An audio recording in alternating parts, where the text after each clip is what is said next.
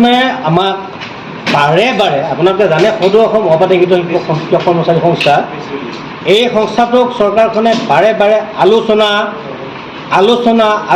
কেৱল আলোচনা আন্দোলন তাৰপিছত আলোচনা তাৰপিছত কেৱল ভেকু ভাওনা, এই আলোচনাৰ নামত যিটো ভেকু ভাওনা বাৰে বাৰে কৰি আহিছে।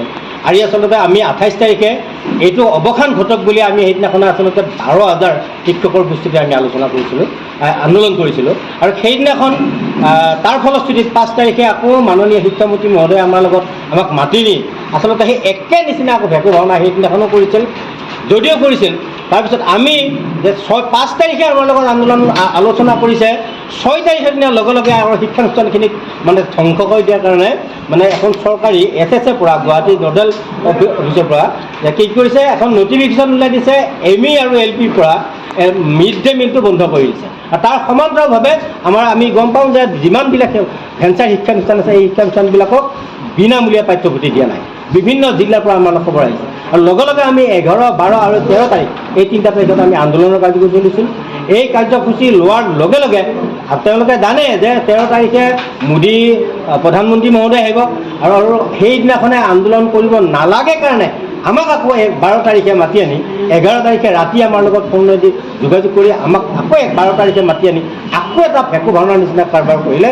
আমি যিখিনি দাবী জনাই আলোচনা কৰিছিলোঁ, এই আটাইখিনি দাবীকে মানি লৈ আমাৰ প্ৰথম দাবী আছিল যে মিড ডে মিলটো চৰকাৰী শিক্ষানুষ্ঠানবিলাকত যেনেদৰে দি আছে ভেঞ্চাৰ শিক্ষানুষ্ঠানবিলাকক সমান্তৰালভাৱে দিব লাগিব। এইটো আছিল প্ৰথম দাবী। দ্বিতীয় দাবী আছিলে আমি যে বিনামূলীয়া পাঠ্যপুথি, বিনামূলীয়া সাজ পোছাক আৰু উচ্চ মাধ্যমিক স্তৰত ছোৱালীবিলাকক বিনামূলীয়া চাইকেল, এই আটাইবিলাক যেনেকৈ চৰকাৰী স্কুলত দিয়ে ঠিক সমান্তৰালভাৱে ভেঞ্চাৰ স্কুলকো দিব লাগিব বুলি আমি দাবী জনাইছিলোঁ।